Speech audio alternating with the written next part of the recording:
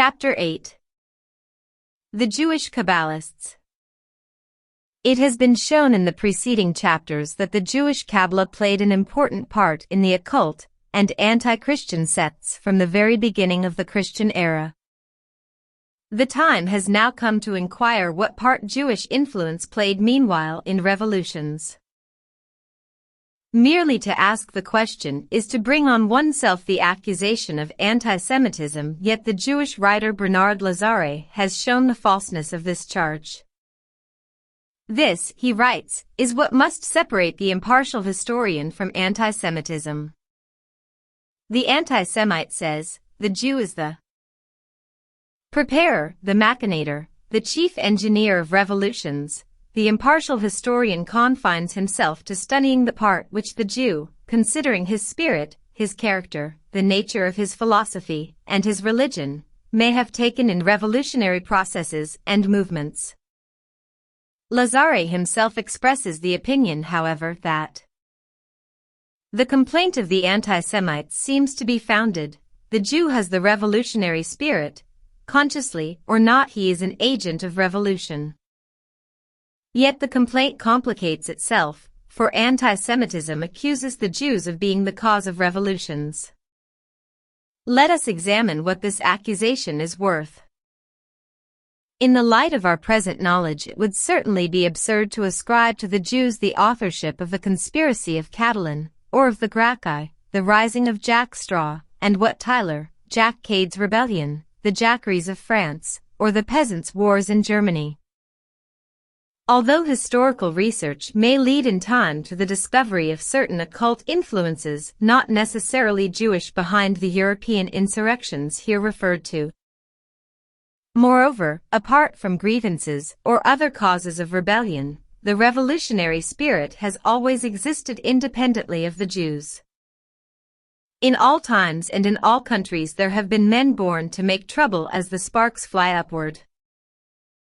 Nevertheless, in modern revolutions the part played by the Jews cannot be ignored, and the influence they have exercised will be seen on examination to have been twofold: financial and occult.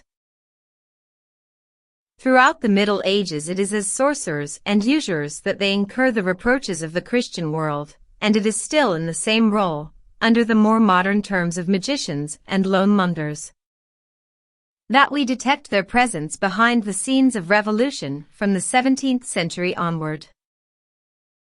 Wherever money was to be made out of social or political upheavals, wealthy Jews have been found to back the winning side, and wherever the Christian races have turned against their own institutions, Jewish rabbis, philosophers, professors, and occultists have lent them their support. It was not then necessarily that Jews created these movements, but they knew how to make use of them for their own ends. It is thus that in the Great Rebellion we find them not amongst the Ironsides of Cromwell, or the members of his state council, but furnishing money and information to the insurgents, acting as army contractors, loanmongers, and super spies, or to use the more euphonious term of Mr. Lucian Wolff, as political intelligencers of extraordinary efficiency. Thus Mr. Lucian Wolff, in referring to Carvajal, the great Jew of the Commonwealth, explains that the wide ramifications of his commercial transactions and his relations with other crypto-Jews all over the world placed him in an unrivaled position to obtain news of the enemies of the Commonwealth. It is obvious that a secret service of this kind rendered the Jews a formidable hidden power, the more so since their very existence was frequently unknown to the rest of the population around them. This precaution was necessary because Jews were not supposed to exist at that date in England. In 1290 Edward I had expelled them all, and for 3.5 centuries they had remained in exile. The crypto-Jews or Moranos who had come over from Spain contrived, however, to remain in the country by skillfully taking the color of their surroundings. Mr. Wolff goes on to observe that Jewish services were regularly held in the secret synagogue, but in public Carvajal and his friends followed the practice of the secret Jews in Spain and Portugal, passing as Roman Catholics and regularly attending Mass in the Spanish ambassador's chapel. But when war between England and Spain rendered this expedient inadvisable, the Marranos threw off the disguise of Christianity and proclaimed themselves followers of the Jewish faith. Now, just at this period, the Messianic era was generally believed by the Jews to be approaching, and it appears to have occurred to them that Cromwell might be fitted to the part. Consequently, emissaries were dispatched to search the archives of Cambridge in order to discover whether the Protector could possibly be of Jewish descent. This quest proving fruitless, the Kabbalist rabbi of Amsterdam, Manasseh ben Israel, addressed a petition to Cromwell for the readmission of the Jews to England, in which he adroitly insisted on the retribution that overtakes those who afflict the people of Israel, and the rewards that await those who cherish them.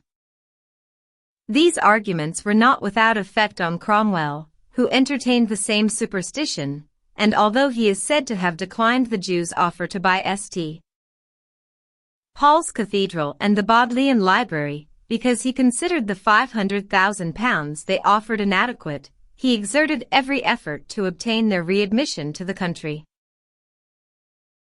In this he encountered violent opposition, and it seems that Jews were not permitted to return in large numbers, or at any rate to enjoy full rights and privileges, until after the accession of Charles II, who in his turn had enlisted their financial aid. Later, in 1688, the Jews of Amsterdam helped with their credit the expedition of William of Orange against James II. The former, in return, brought many Jews with him to England. So a Jewish writer is able to boast that of a monarch reigned who was indebted to Hebrew gold for his royal diadem. In all this it is impossible to follow any consecutive political plan. The role of the Jews seems to have been to support no cause consistently, but to obtain a footing in every camp, to back any venture that offered a chance of profit. Yet mingled with these material designs were still their ancient messianic dreams. It is curious to note that the same messianic idea pervaded the Levellers, the rebels of the Commonwealth. Such phrases as "Let Israel go free," "Israel's restoration is now beginning," recur frequently in the literature of the sect. Gerard Winstanley, one of the two principal leaders, addressed an epistle to the 12 tribes of Israel that are circumcised in heart and scattered through all the nations of the earth, and promised them David their king that they have been waiting for.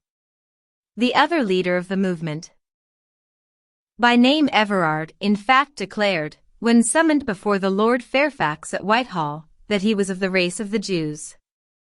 It is true that the Levellers were by profession Christian, but after the manner of the Bavarian Illuminati and of the Christian Socialists 2 centuries later, claiming Christ as the author of their communistic and equalitarian doctrines, for Jesus Christ, the Savior of all men, is the greatest, first, and truest leveller that ever was spoken of in the world. The Levellers are said to have derived originally from the German Anabaptists, but Claudio Janet, quoting German authorities, shows that there were Jews amongst the Anabaptists.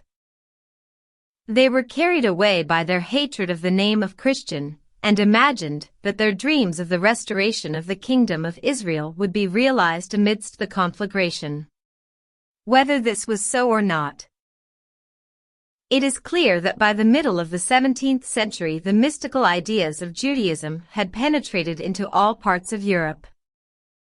Was there then some Kabbalistic center from which they radiated? Let us turn our eyes eastward, and we shall see. By the name of Tzadikim, or Baal Shems, had arisen. The latter word, which signifies master of the name, originated with the German Polish Jews, and was derived from the Kabbalistic belief in the miraculous use of the sacred name of Jehovah, known as the Tetragrammaton. According to Kabbalistic traditions, certain Jews of peculiar sanctity or knowledge were able with impunity to make use of the divine name. A Baal Shem was therefore one who had acquired this power and employed it in writing amulets, invoking spirits, and prescribing cures for various diseases. Poland, and particularly Podolia, which had not yet been ceded to Russia, became thus a center of Kabbalism, where a series of extraordinary movements of a mystical kind followed each other. In 1666, when the Messianic era was still believed to be approaching, the whole Jewish world was convulsed by the sudden appearance of Shabbatai Zebi, the son of a poulterer in Smyrna named Mordecai, who proclaimed himself the promised Messiah, and rallied to his support a huge following not only amongst the Jews of Palestine, Egypt, and Eastern Europe, but even the hard-headed Jews of the continental bourses. Samuel Pepys in his diary refers to the bets made amongst the Jews in London on the chances of a certain person now in Smyrna being acclaimed king of the world, and the true Messiah. Shabbatai, who was an expert Kabbalist, and had the temerity to utter the ineffable name Jehovah, was said to be possessed of marvelous powers. His skin exuded exquisite perfume, he indulged perpetually in sea bathing, and lived in a state of chronic ecstasy. The pretensions of Shabbatai, who took the title of King of the Kings of the Earth, split Jewry in two. Many rabbis launched imprecations against him, and those who had believed in him were bitterly disillusioned when, challenged by the Sultan to prove his claim to be the Messiah by allowing poisoned arrows to be shot at him, he suddenly renounced the Jewish faith and proclaimed himself a Mohammedan. His conversion, however, appeared to be only partial, for at times he would assume the role of a pious Mohammedan and revile Judaism. At others he would enter into relations with Jews as one of their own faith. By this means he retained the allegiance both of Muslims and of Jews. But the rabbis, alarmed for the cause of Judaism, succeeded in obtaining his incarceration by the Sultan in a castle near Belgrade, where he died of Kosin 1676. This prosaic ending to the career of the Messiah did not, however, altogether extinguish the enthusiasm of his followers, and the Shabbatai movement continued into the next century.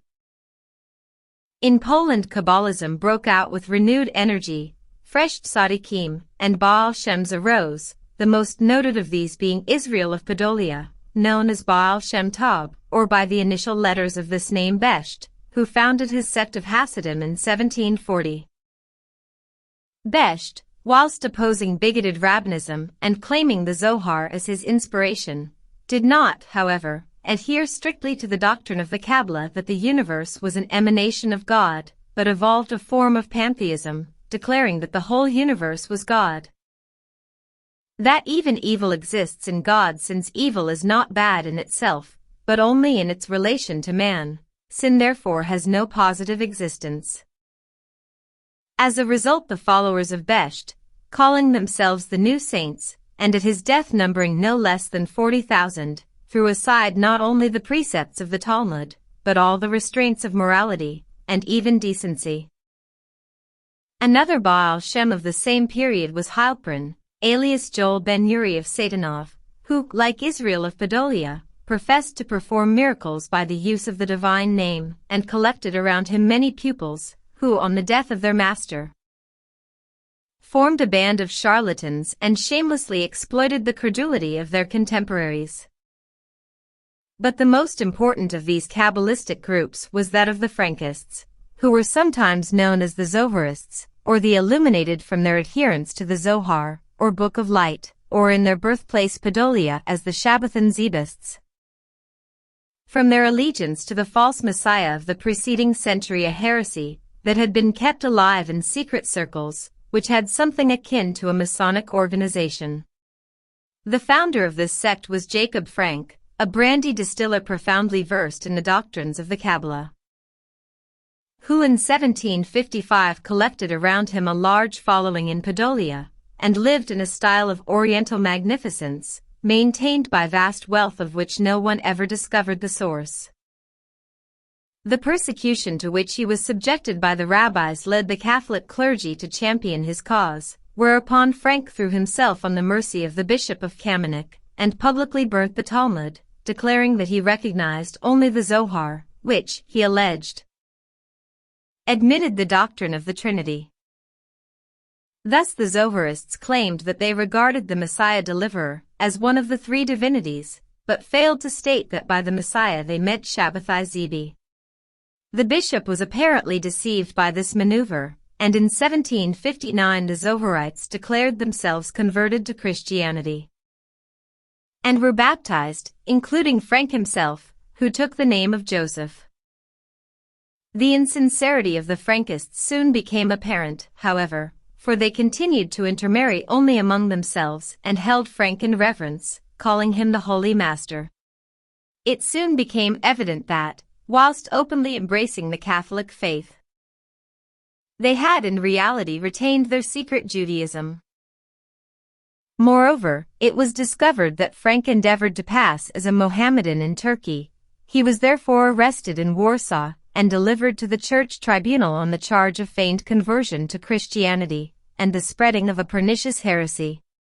Unlike his predecessor in apostasy, Shabbatai-Zebi, Frank, however, came to no untimely end, but after his release from prison continued to prey on the credulity of Christians and frequently traveled to Vienna with his daughter Eve, who succeeded in duping the pious Maria Theresa. But here also the sectarian plans of Frank were found out, and he was obliged to leave Austria. Finally he settled at Offenbach near Frankfurt, where, adopting the title of Baron von Offenbach, and supported by liberal subsidies from the other Jews, he resumed his former splendor. With a retinue of several hundred beautiful Jewish youth of both sexes, carts containing treasure were reported to be perpetually brought into him. Chiefly from Poland he went out daily in great state to perform his devotions in the open field. He rode in a chariot drawn by noble horses, 10 or 12 Hullens in red or green uniform, glittering with gold, by his side, with pikes in their hands and crests on their caps, eagles or stags, or the sun and moon. His followers believed him immortal, but in 1791 he died. His burial was as splendid as his mode of living. 800 persons followed him to the grave.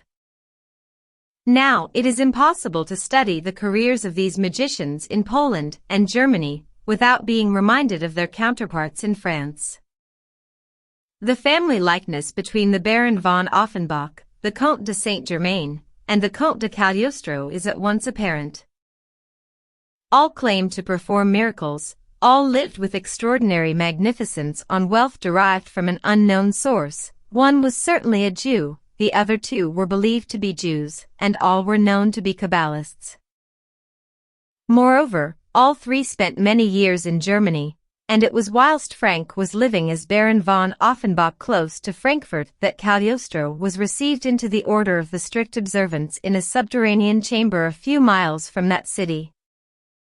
Earlier in his career he was known to have visited Poland, whence Frank derived.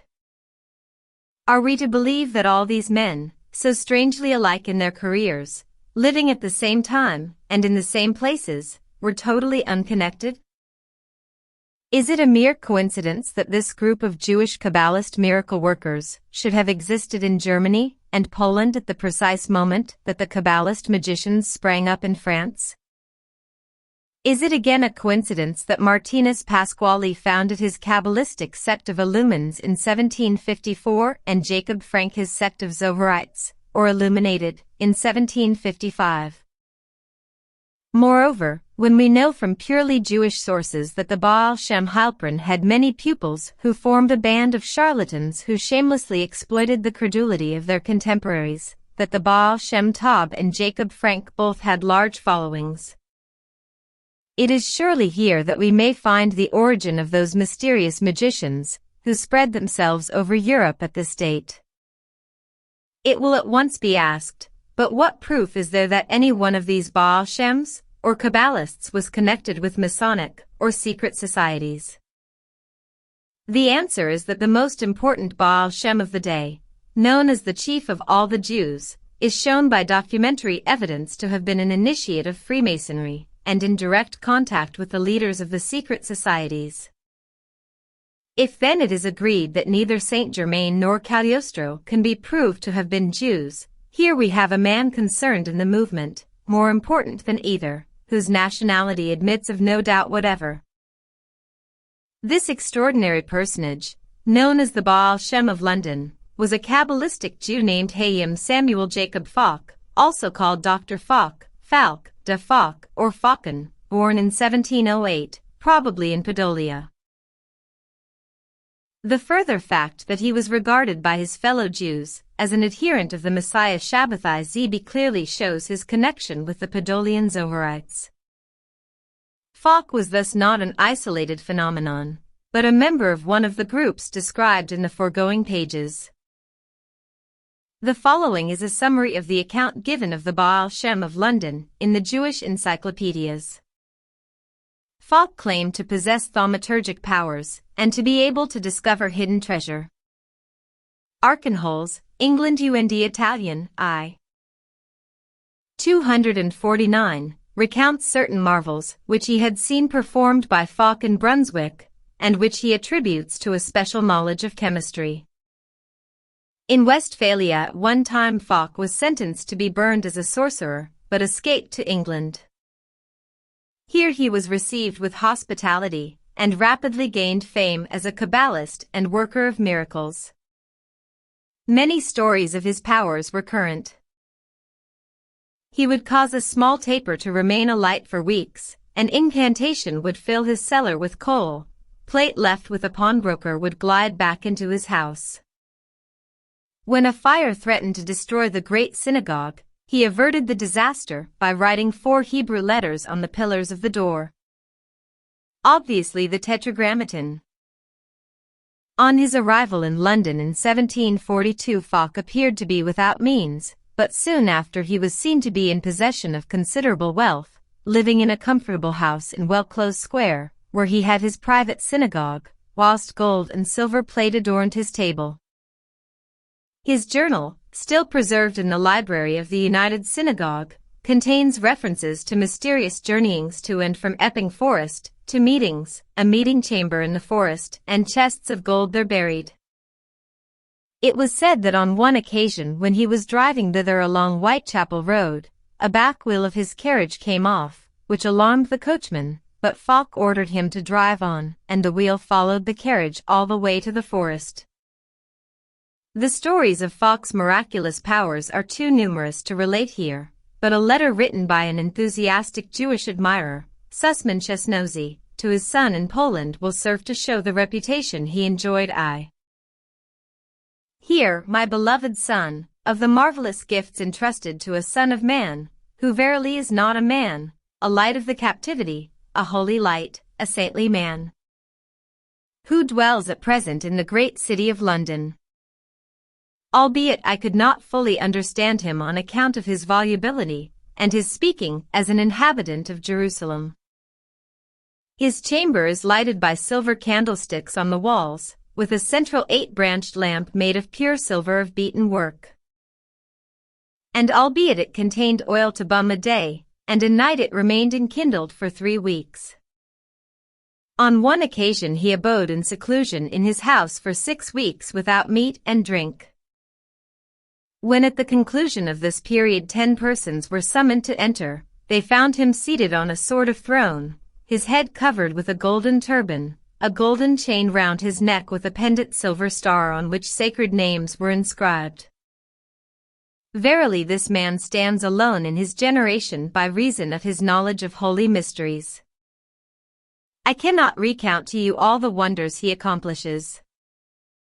I am grateful in that I am found worthy to be received among those who dwell within the shadow of his wisdom. I know that many will believe my words, but others, who do not occupy themselves with mysteries, will laugh thereat. Therefore, my son, be very circumspect, and show this only to wise and discreet men. For here in London this matter has not been disclosed to anyone who does not belong to our brotherhood. The esteem in which Falk was held by the Jewish community, including the chief rabbi, and the rabbi of the new synagogue, appears to have roused the resentment of his co-religionist Emden, who denounced him as a follower of the false Messiah, and an exploiter of Christian credulity. Rabbis charity, and yet, despite this, wealthy Christians spend their money on him, whilst Falk spends his bounty on the men of his brotherhood so that they may spread his fame. In general, Falk appears to have displayed extreme caution in his relations with Christian seekers after occult knowledge, for the Jewish Encyclopedia goes on to say, Archenholz mentions a royal prince who applied to Falk in his quest for the philosopher's stone, but was denied admittance. Nevertheless, Hayam Azuli mentions Magalta p. 13 and that when in Paris in 1778 he was told by the Marquise de Crona that the Baal Shem of London had taught her the Kabbalah. Falk seems also to have been on intimate terms with that strange adventurer Baron Theodore de Nieuwhof. Falk's principal friends were the London bankers Aaron Goldsmid and his son. Pawnbroking and successful speculation enabled him to acquire a considerable fortune. He left large sums of money to charity, and the overseers of the United Synagogue in London still distribute annually certain payments left by him for the poor. Nothing of all this would lead one to suppose that Falk could be regarded in the light of a black magician. It is therefore surprising to find Dr. Adler observing that a horrible account of a Jewish Kabbalist in the Gentleman's Magazine for September 1762 obviously refers to Dr. Falk, though his name is not mentioned.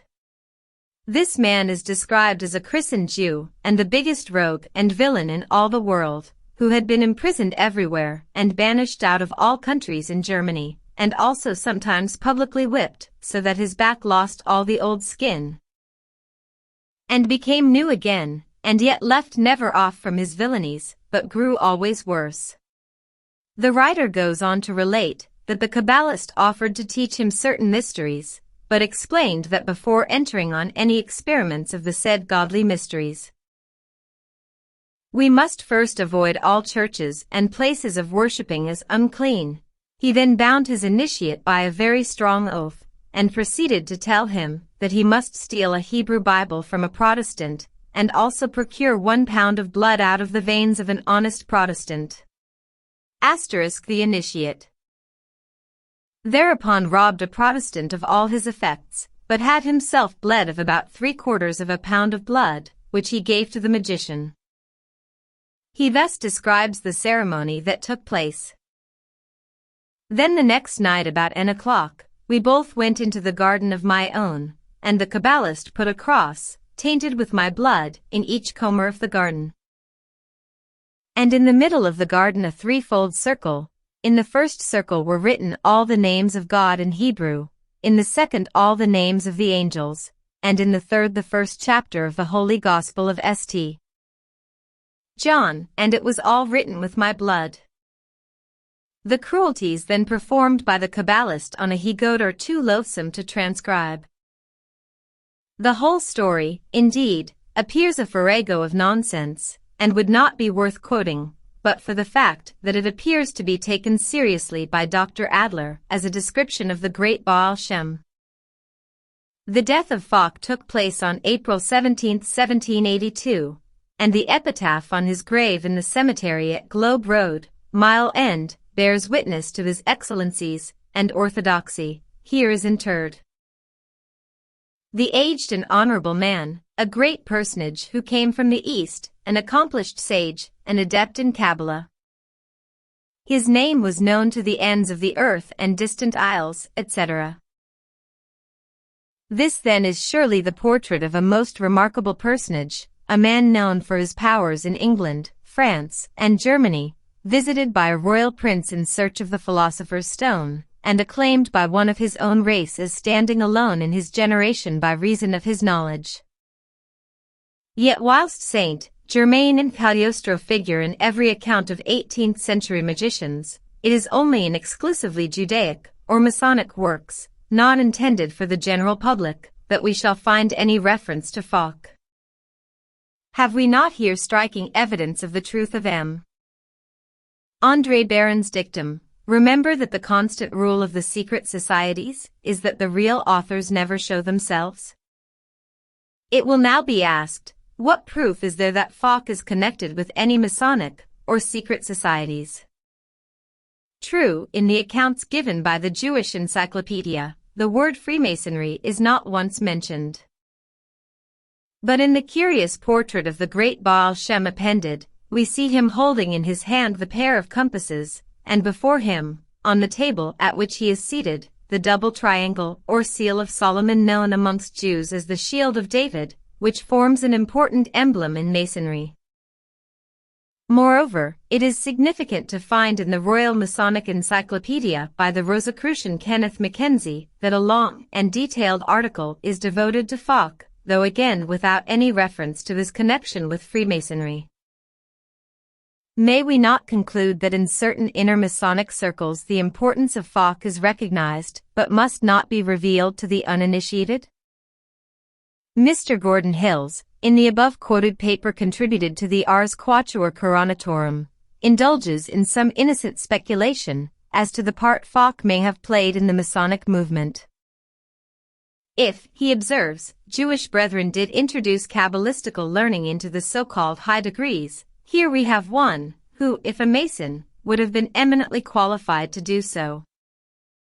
Fawkes indeed was far more than a Mason. He was a high initiate, the supreme oracle to which the secret societies applied for guidance. All this was disclosed a few years ago in the correspondence between Savillette de Langes and the Marquis de Chefdebien referred to in the previous chapter. Thus in the dossiers of the leading occultists supplied by Savillette we find the following note on the Baal Shem of London. This Dr. Fawkes is known to many Germans. He is a very extraordinary man from every point of view. Some people believe him to be the chief of all the Jews, and attribute to purely political schemes all that is marvelous and singular in his life and conduct. He is referred to in a very curious manner, and as a Rose-Croix in the memoirs of the Chevalier de Rampeau, i.e. Rentsov. He has had adventures with the Marshal de Richelieu, great seeker of the Philosopher's Stone. He had a strange history with the Prince de Rohan-Gudum, and the Chevalier de Luxembourg relating to Louis XV, whose death he foretold. He is almost inaccessible. In all the sects of savants in secret sciences he passes as a superior man. He is at present in England. The Baron de Gleichen can give good information about him. Try to get more at Frankfurt. Again, in notes on other personages the name of Fawkes recurs with the same insistence on his importance as a high initiate. Lehmann, pupil of Fawkes. The Baron de Gleichen. Intimately connected with Wechter, and Wakenfeld. He knows Fawkes. The Baron de Waldenfels is, according to what I know from the Baron de Gleichen, the Princes of Darmstadt. And others, the most interesting man for you and me to know.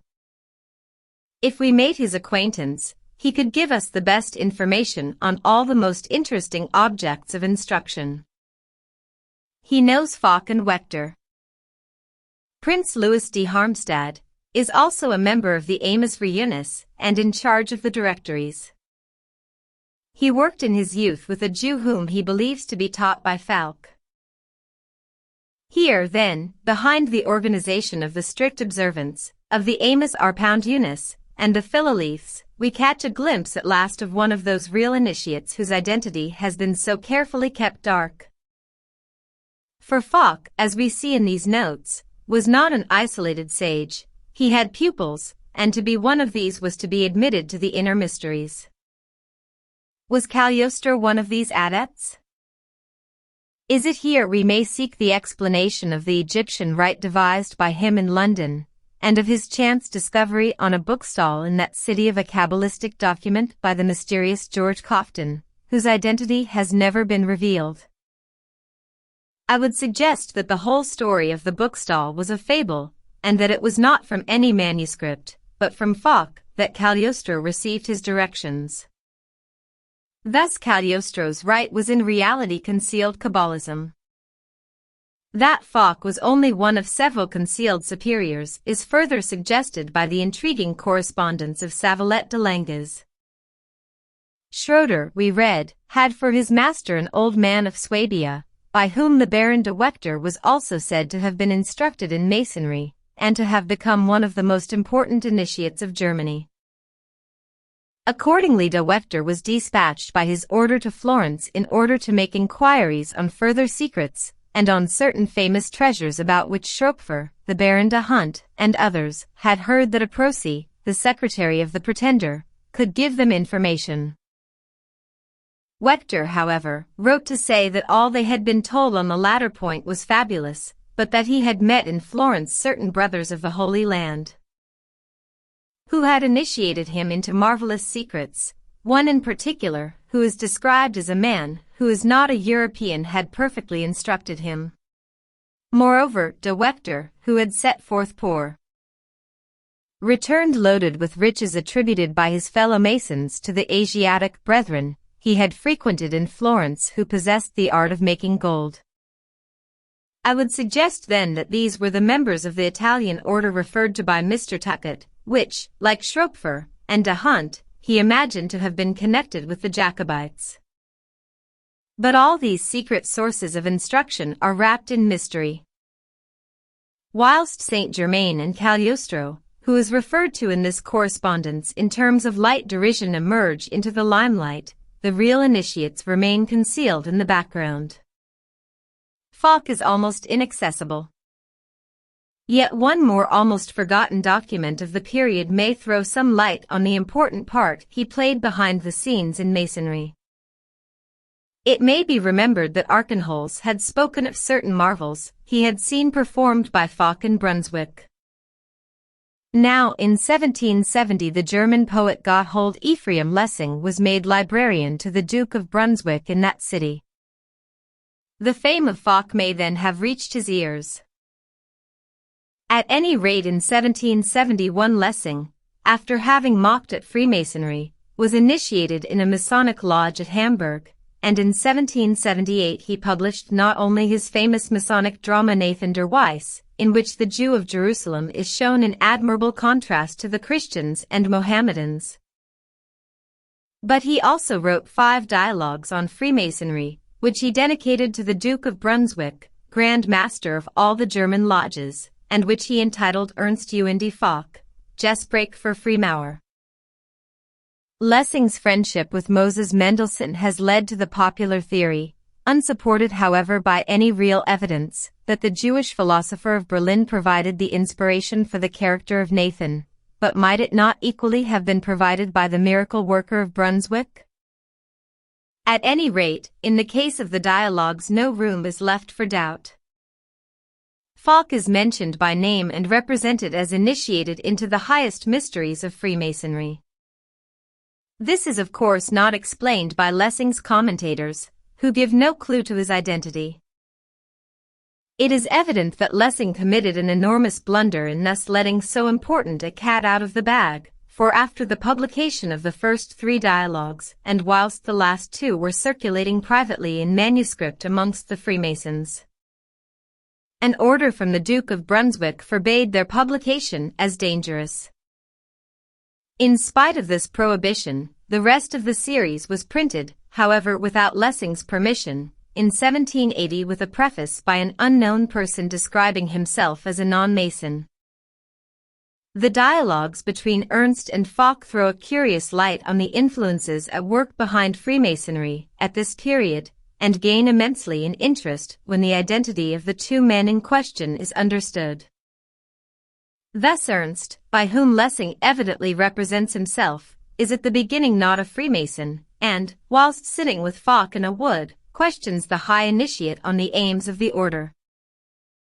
Foch explains that Freemasonry has always existed, but not under this name. Its real purpose has never been revealed. On the surface it appears to be a purely philanthropic association, but in reality philanthropy forms no part of its scheme, its object being to bring about a state of things which will render philanthropy unnecessary. Was man gemeinlich geht the 10 zu nennen Pflicht entbehrlich zu machen. As an illustration, Foch points to an ant heap at the foot of the tree beneath which the 2 men are seated.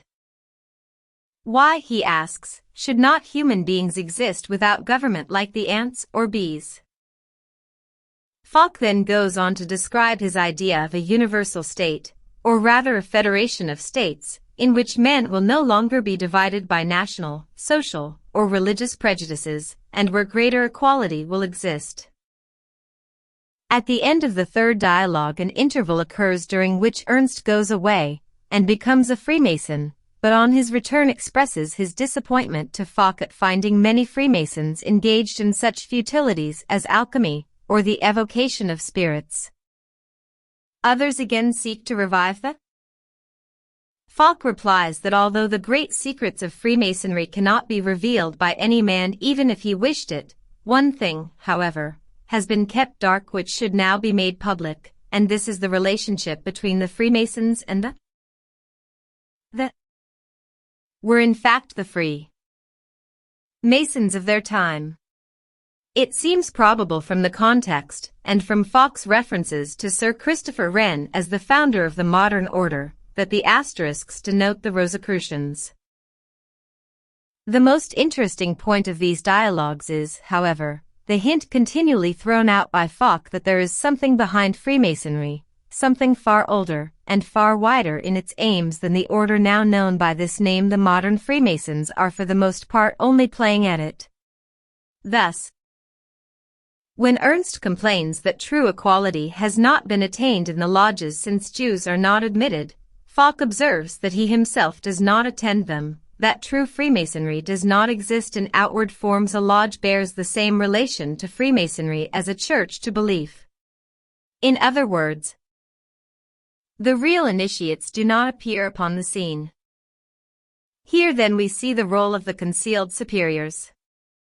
What wonder that Lessing's dialogues were considered too dangerous for publication.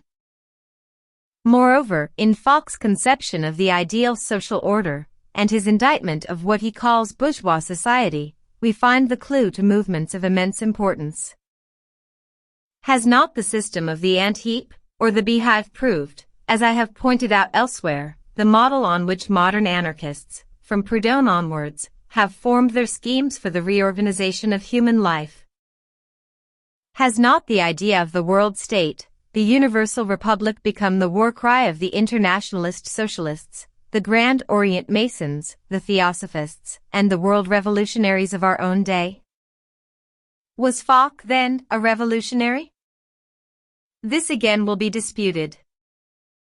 Falk may have been a Cabalist, a Freemason, a high initiate, but what proof is there that he had any connection with the leaders of the French Revolution?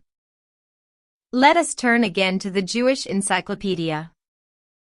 Falk is believed to have given the Duc d'Orléans, to ensure his succession to the throne, a talisman consisting of a ring, which Philippe Egalet before mounting the scaffold is said to have sent to a Jewess, Juliette Goudchot, who passed it on to his son, subsequently Louis Philippe. The Baron de Gleichen, who knew Falk, refers to a talisman of lapis lazuli which the Duc d'Orléans had received in England from the celebrated Falk Shek, first rabbi of the Jews, and says that a certain occultist, Madame de la Croix, imagined she had destroyed it by the power of prayer. But the theory of its survival is further confirmed by the information supplied from Jewish sources to Mr. Gordon Hills, who states that Falk was in touch with the French court in the person of Prince Emmanuel, whom he describes as a servant of the King of France, and adds that the talismanic ring which he gave to the Duc d'Orléans is still in the possession of the family, having passed to King Louis Philippe, and thence to the Comte de Paris. One fact, then, looms out of the darkness that envelopes the secret power behind the Orleanist conspiracy, one fact of supreme importance, and based moreover on purely Jewish evidence. The Duke was in touch with Falk when in London, and Falk supported his scheme of usurpation. Thus behind the arch-conspirator of the revolution stood the chief of all the Jews.